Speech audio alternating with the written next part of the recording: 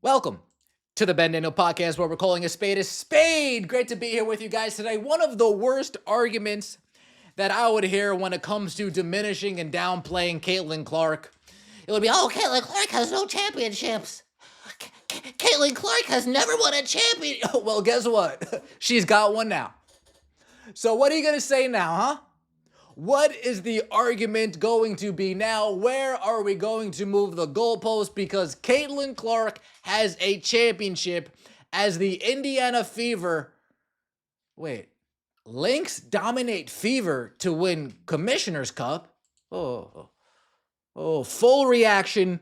Lynx dominate Fever to win the Commissioner. Folks, ESPN and whoever works over there, they thought it was a good idea to get ahead of things, to already plan out a live throwing a victory parade for the Minnesota Lynx because they, what did they use to say?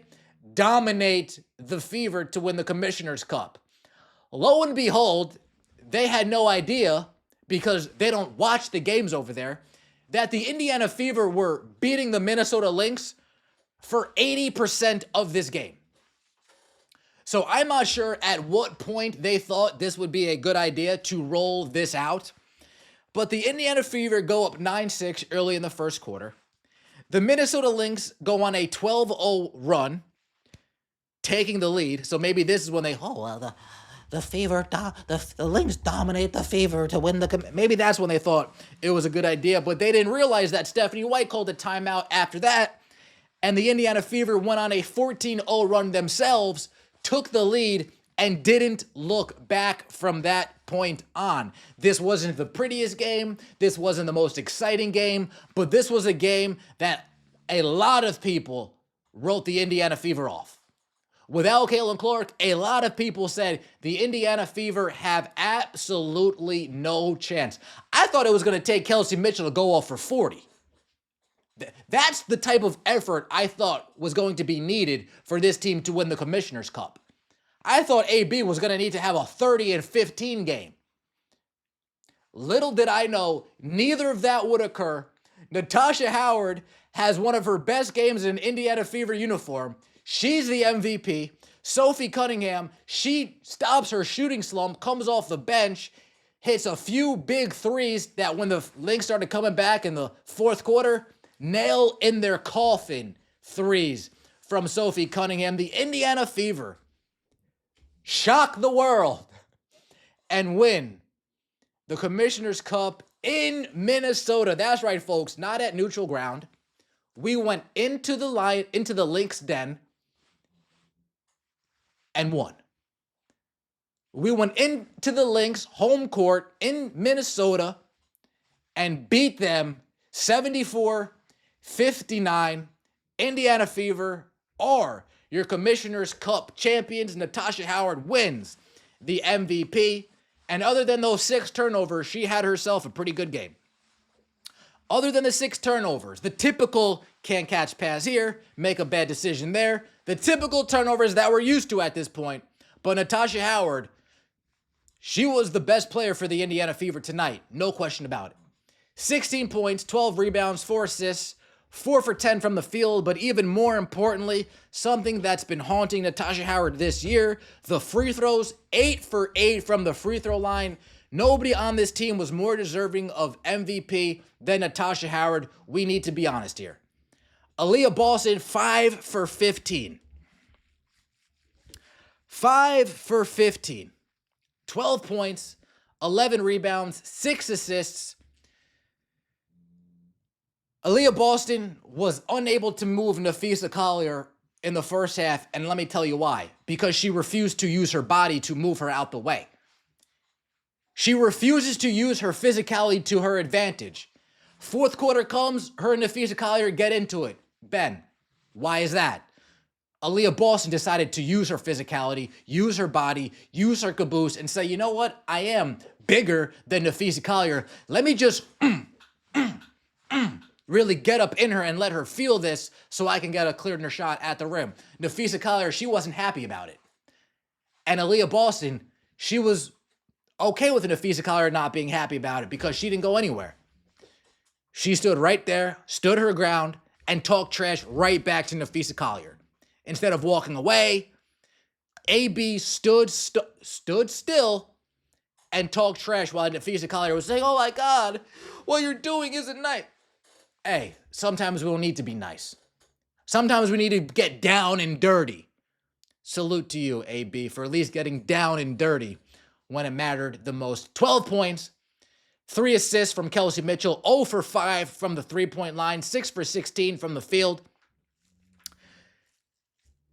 What do you want me to say?